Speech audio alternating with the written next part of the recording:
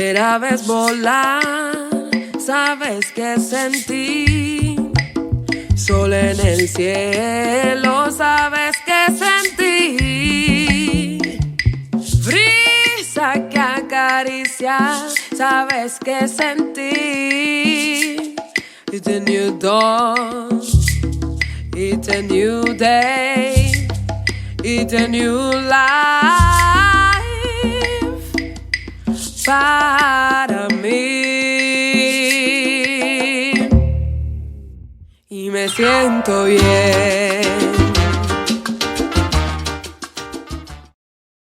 Buenas tardes para todos y todas. Este es el Martes por la Salud, plantón permanente por la defensa del derecho fundamental a la salud, un espacio de la Mesa por la Salud y la Seguridad Social de Antioquia. El día de hoy queremos conversar con ustedes acerca de un tema que nos parece trascendental en estos tiempos de crisis y es cómo podemos hacer un adecuado manejo de nuestras emociones y cómo cuidamos de nuestra salud mental en tiempos de la pandemia.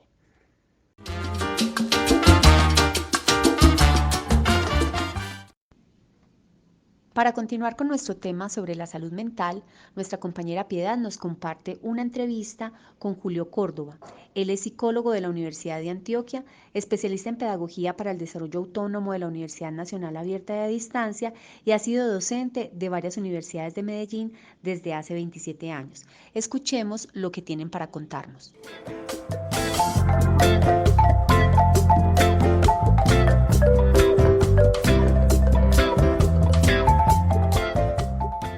Entonces, muy buenas noches. Estamos nuevamente en el Martes por la Salud. Julio, ¿cómo estás? Bien, Piedad. Espero que vos también. Bueno, entonces esperamos que nos cuentes qué es la salud mental. Bueno, de entrada, refirámoslo de una manera muy amplia, muy general. Digamos que es todo aquello que de alguna manera se centra o se concentra en lo que llamamos el aparato mental, que es un asunto que no tiene, digamos, un espacio objetivo, ocupa, suponemos, el cerebro, pero el aparato mental por sí mismo es un desprendido de esa capacidad neuronal, neurodinámica, de toda la citoarquitectura cerebral que permite la construcción de un aparato mental.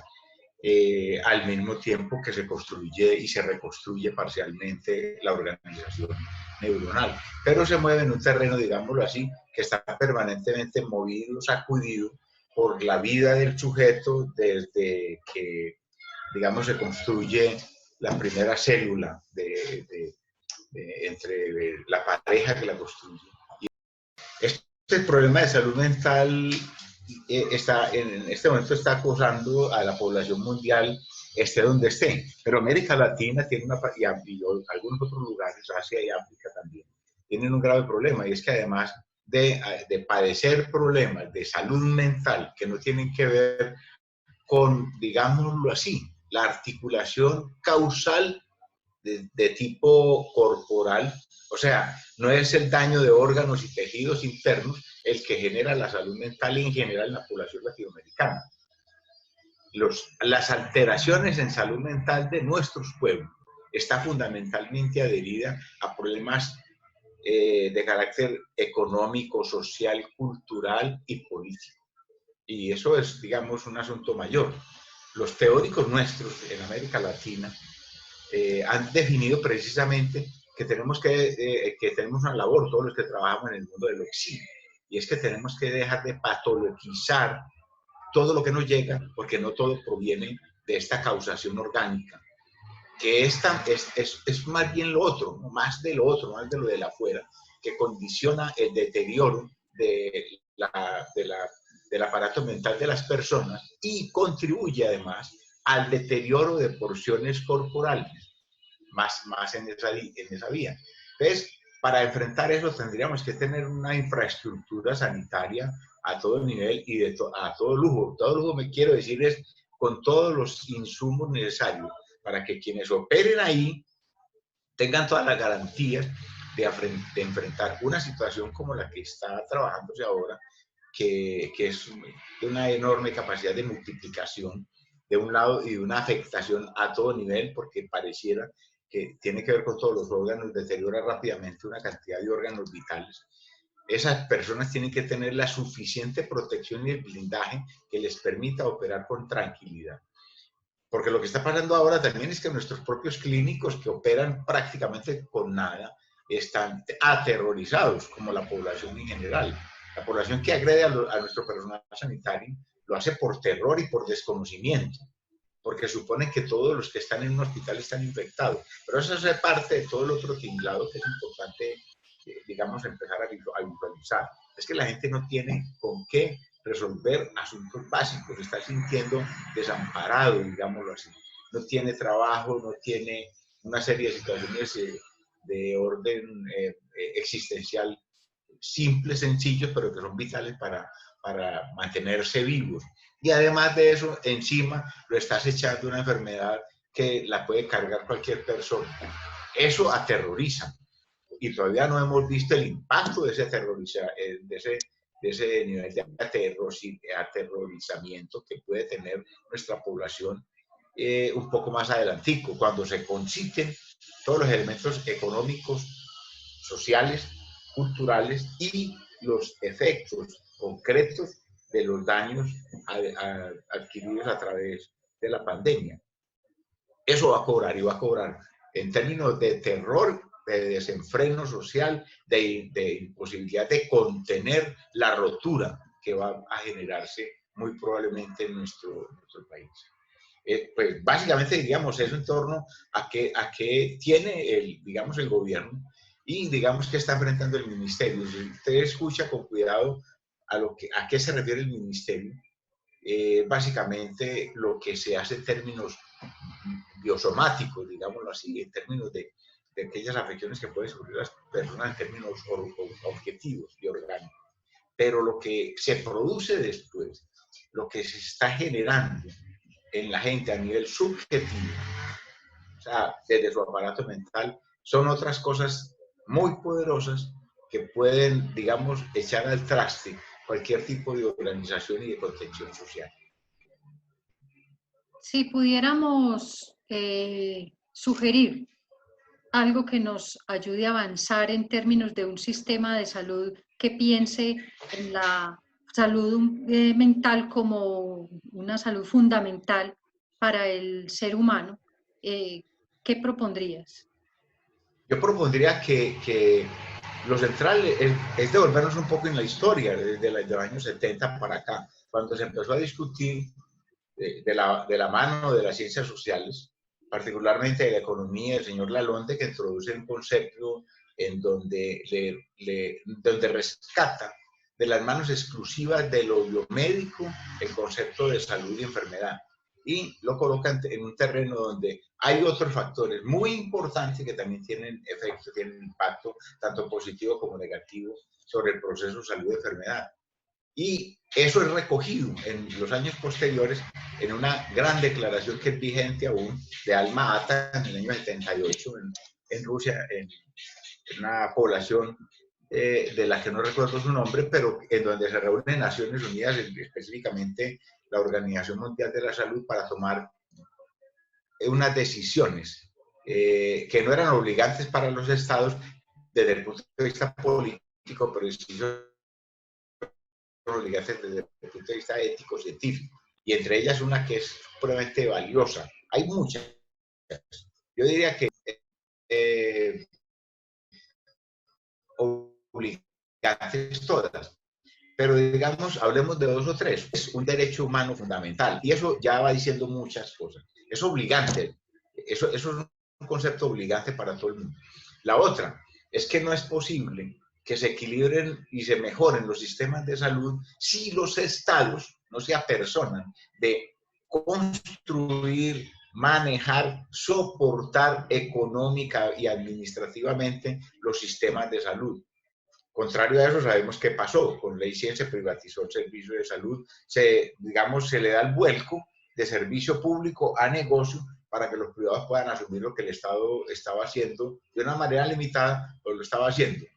obviamente esos ingredientes que la academia venía señalando desde hacía mucho rato, de que el Estado siguiera siendo el manejador, digámoslo así, central del cuento, pero que al mismo tiempo le ingresara nuevos recursos o mayores recursos, porque llegamos a un tope máximo en el año 74 del 9.3% del presupuesto nacional, todavía muy reducido si hacemos, pues no tenemos tiempo ahora, pero si hacemos comparativos de los niveles de ingreso per cápita destinados del sistema sanitario de un país como Colombia. Por ejemplo, en el año 73, en el año 90 más o menos, para que lo ubiquemos en ese periodo, nosotros teníamos un ingreso per cápita de unos $45 año persona, cuando Estados Unidos y el promedio, digamos, de los países desarrollados del mundo tenían un promedio de $1.500, $1.600. La diferencia es abismal. Eso implica que hay un aparato mucho más poderoso para atender a cada persona en condiciones de salud determinadas. Ahí hay un grave déficit que Colombia no ha resuelto, porque Colombia todavía no tiene el aparato que le permita ampliar la cobertura, mejorar las condiciones científico-técnicas, aportarle al conocimiento de todo este tipo de situaciones para mejorar la salud de la población. Para hablar poco de eso, pues hay mucho más que decir.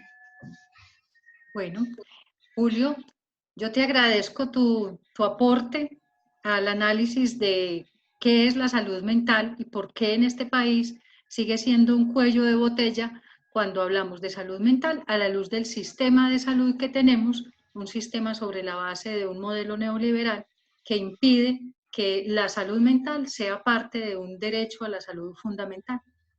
Claro, yo creo que eso es lo que tenemos que juntarnos todos, ya para cerrar ahí, es luchar. ¿Por qué? Porque tengamos un servicio público, ¿no? Un servicio que tienen los países que no tienen que ser ni desarrollados, los países que entiendan que los asuntos fundamentales de cualquier nación y cualquier pueblo se juegan en el terreno de cuidar la población, y no la cuidamos solamente para que tenga buena salud y produzca mucho, la cuidamos porque es simplemente un asunto que compete con nuestra condición humana, desde que nos volvimos Homo sapiens sapiens. Es buscar estar bien y estar bien con el otro también. Proteger al otro que tiene menos posibilidades de hacerlo. Y ese servicio, digamos, esa ayuda, tiene que ser una ayuda mancomunada, que a este nivel y con tantas personas incluidas dentro de cada territorio, cada país, es obviamente una responsabilidad macro que tiene que seguir siendo asumida por el Estado, como lo ha demostrado Francia, Inglaterra, Cuba. Hay una cantidad de países que se mueven en la lógica de la salud pública, de la salud pues pública en términos de que es el Estado el que la carga, la lidera, la dirige. Ok, bueno, Julio, muy amable, muchas gracias. Que Con todo gusto.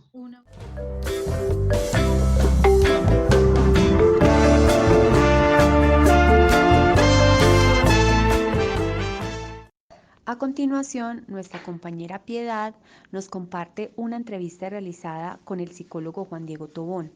Él fue decano de la Facultad de Psicología del CES y es el actual director técnico de planeación de la Secretaría de Salud de Medellín. Ellos conversarán sobre el manejo del miedo y nos darán algunas recomendaciones para el manejo de nuestra salud mental en medio del confinamiento.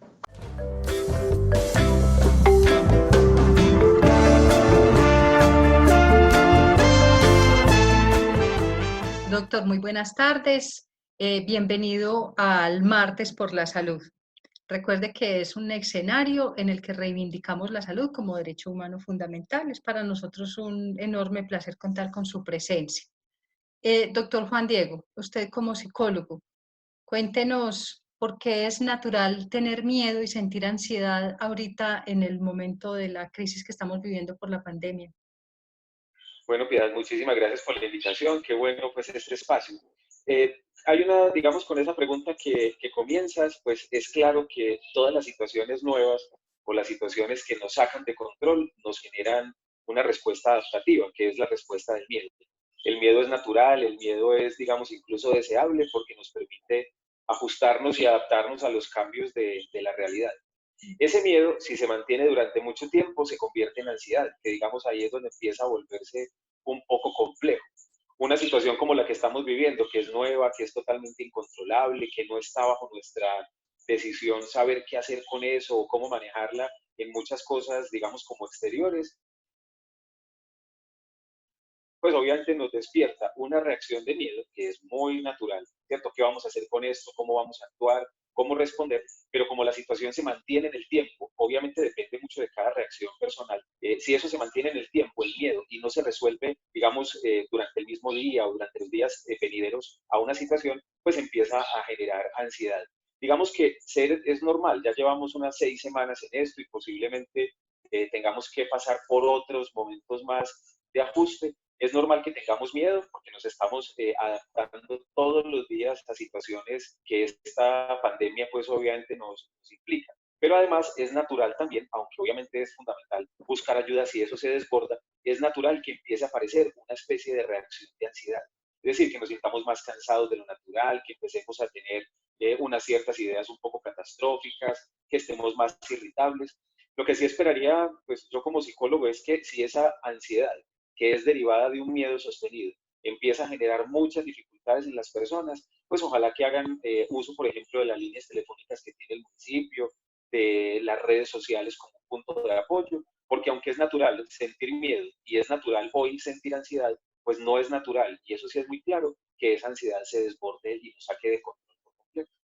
Bueno, entonces aprovecho esa exposición que usted me hace y le pido que nos diga unos tips que las personas podamos recurrir a ellos. Primero, para atender el miedo y comprender el miedo, y luego para entonces atender esa ansiedad fruto del miedo desbordado, entendí, ¿cierto?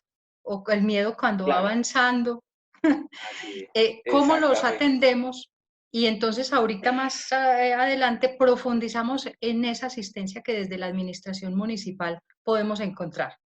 Cuéntenos entonces Perfecto. esos tips. Ujú. Muy bien. Yo plantearía, digamos, algunas cosas en torno a esto. El miedo como una reacción, digamos, instintiva, como una reacción adaptativa, pues digamos que es natural sentirlo, digamos que incluso hasta fisiológicamente el miedo se siente cuando se le paran a uno los vellitos del cuerpo, cuando uno, digamos, expresa como una reacción de distanciamiento frente a la situación, o eso lo pone a correr. Estas situaciones obviamente nos han despertado mucho miedo. Y digamos que en este caso, para el manejo del miedo, pues fundamentalmente apelar a un asunto muy simple y es el control de la respiración, ¿cierto? Cuando uno puede por lo menos contener un poco lo que depende de uno. No depende de uno que afuera todo esté cerrado, no depende de uno que haya cosas que uno quiere hacer y no se puedan hacer, pero sí depende de uno que en una situación como estas, que le saca de control la vida, pues ahí sí depende de uno, por ejemplo, intentar, digamos, como encontrar las vías para conectarse con un lugar de calma en medio de la angustia. Entonces, primera recomendación, unos ejercicios de respiración que son muy, digamos, muy pertinentes. Como el espacio pues, de esta entrevista es bastante corto, le hago la invitación a las personas que ven este video a que se metan en cualquier navegador, puede ser Google, y busquen técnicas de manejo de la respiración en situaciones de miedo y ansiedad. Y ahí aparecen muchas alternativas que incluso parecieran muy simples, pero de lo simples son efectivas. Cuando es la ansiedad la que empieza a aparecer, yo sí consideraría varias cosas.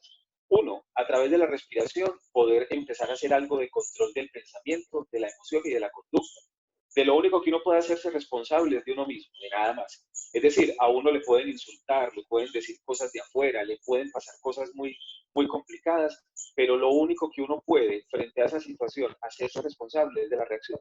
Es decir, a todos nos han pasado cosas terribles, pero no necesariamente cuando a uno le pasan cosas terribles, la reacción de angustia, de ansiedad, de desborde del pensamiento, de desborde de la emoción y de conductas a veces autolesivas o muy agresivas y muy dañinas con otras personas, pues tiene que ser la respuesta. Entonces creo que el control de la respiración para bajar un poco como esas respuestas desbordadas es muy importante.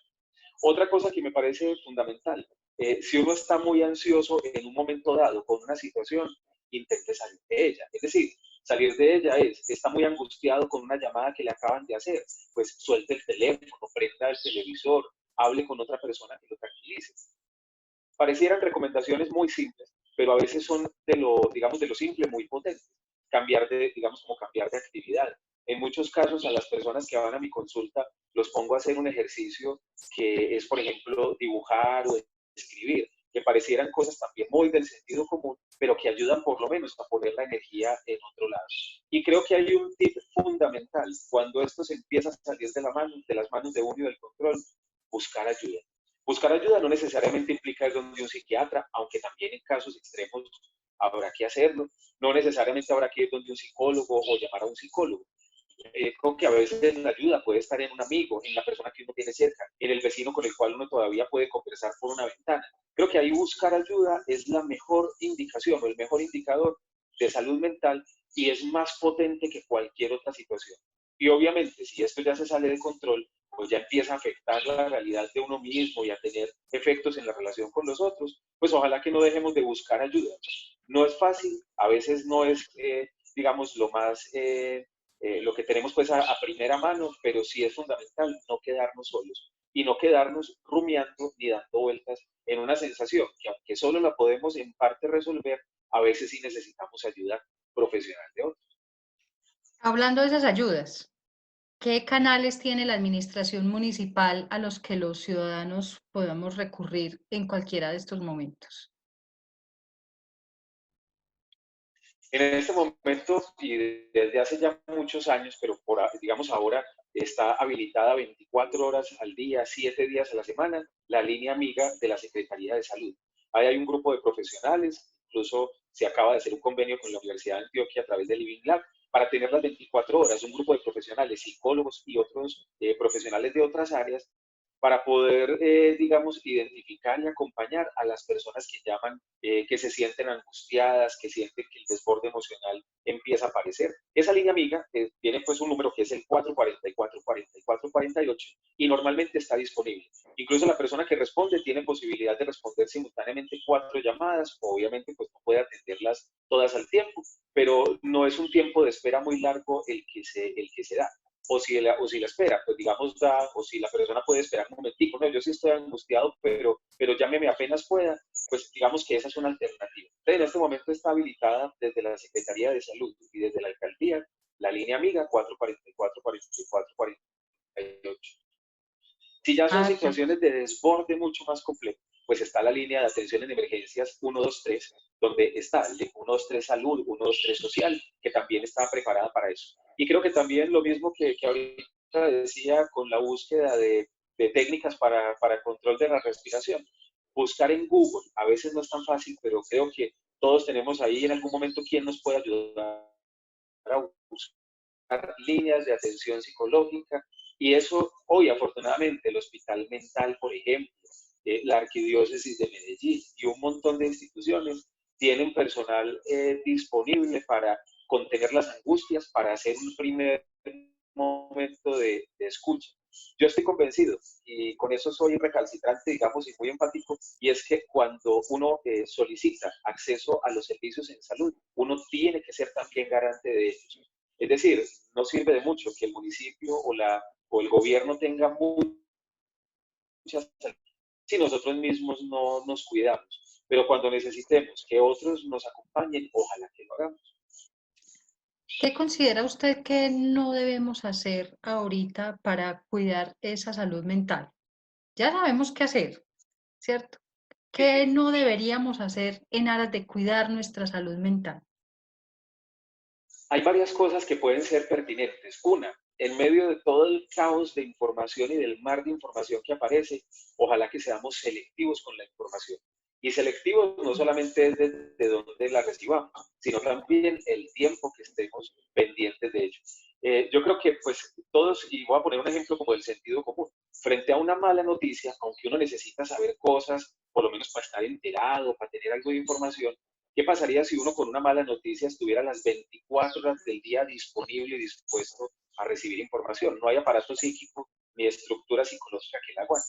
Entonces, primera cosa que no se debe hacer, estar todo el tiempo conectado buscando información, estar todo el tiempo haciéndole caso a informaciones que hoy, por ejemplo, a través de las redes sociales ruedan y que en muchos casos son bastante inadecuadas. Entonces, así como no habría que hacer eso, sí habría que hacer que buscar información de las fuentes oficiales, buscar información de la alcaldía, buscar información de entidades creíbles. Una segunda cosa que no hay que hacer, dejar estas cosas como si no estuviera pasando nada. Yo me sorprendo hoy, pues, y eso también pues es respetable, pero me sorprendo bastante, que hay, digamos, una tendencia a decir que de esto tendremos que aprender mil cosas, que de esta pandemia tendremos que aprender idiomas y tendremos que saber un montón de cosas y que esto es una posibilidad de hacer un viaje hacia adentro y salir enteros y salir fortalecidos. Yo espero que de esto salgamos pues distintos, pero también habrá que darse de chance de expresar las emociones. Entonces, ¿qué no habría que hacer? Guardar las emociones, contener las emociones y hacer de cuenta que nada está pasando, porque realmente sí está pasando y nos está implicando a todos. Y lo tercero, ¿qué no habría que hacer? Quedarnos encerrados en nosotros mismos sin buscar ayuda. Yo creo que esas tres cosas, no buscar información inadecuada, permitirse sentir emociones y además de eso no buscar ayuda, son cosas que ojalá no hagamos por el bien de nuestra salud mental. Doctor Juan Diego, muchas gracias por su amable compañía, por sus consejos. Y estaremos pendientes y con toda seguridad recurriremos a esa línea amiga que usted nos ha planteado en caso de requerir nosotros ayuda o que un conocido la requiera. Lo esperamos cuando podamos estar nuevamente en las calles en el Martes por la Salud, en el Parque de Berrío. Su voz será muy bien recibida y muy bien escuchada en ese entorno. Muy amable y muchas gracias. Muchísimas gracias.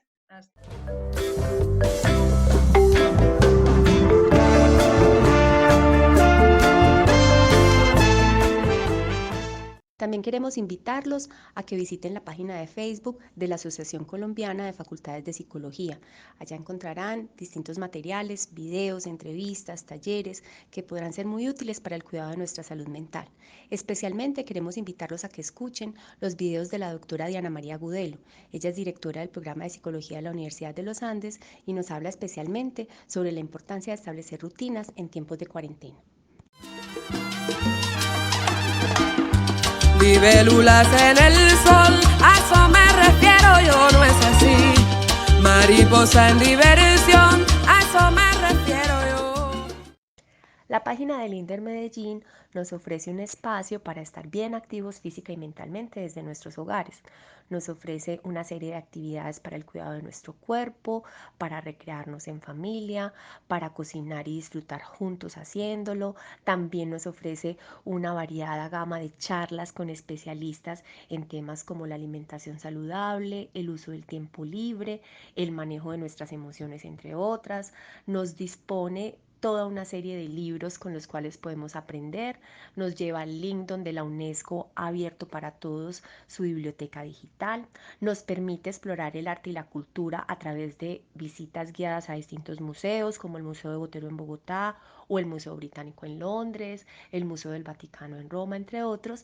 Y finalmente nos permite tener a disposición casi 80.000 recursos educativos de manera didáctica para que podamos aprender en tiempos de pandemia.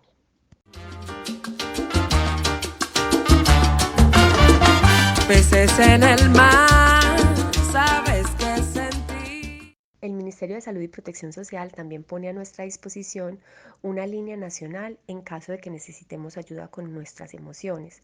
Es la línea 192, opción 4. Allí encontrarás un profesional que esté dispuesto a escucharte y a orientarte frente al cuidado de tu salud mental.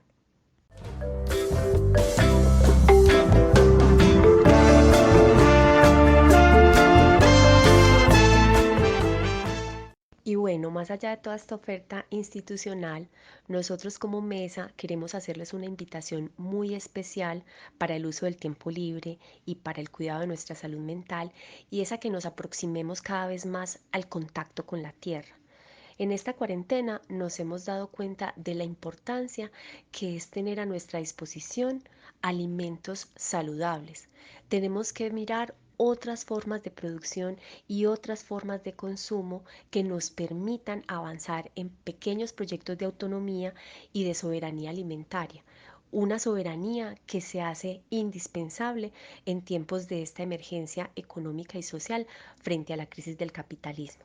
Es así como los invitamos a que usen sus redes de Instagram, de Facebook, de YouTube, para que busquen distintas páginas sobre temas de permacultura, de la producción de huertos caseros, de agroecología, de ecología política, de los derechos de la madre tierra, experiencias de resistencia y de soberanía alimentaria.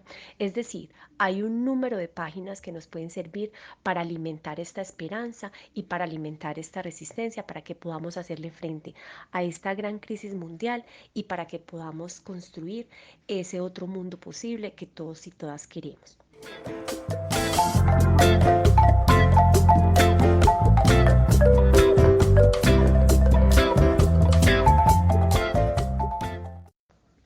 Para finalizar, les agradecemos habernos acompañado con su escucha en este espacio de Martes por la Salud, de la Mesa por la Salud y la Seguridad Social de Antioquia. Esperamos vernos dentro de 15 días. Un abrazo cariñoso para todos.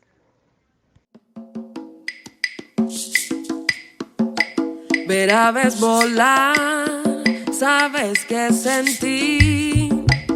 Sol en el cielo, sabes que sentí. Brisa que acaricia, sabes que sentí. It's a new dawn, it's a new day, it's a new life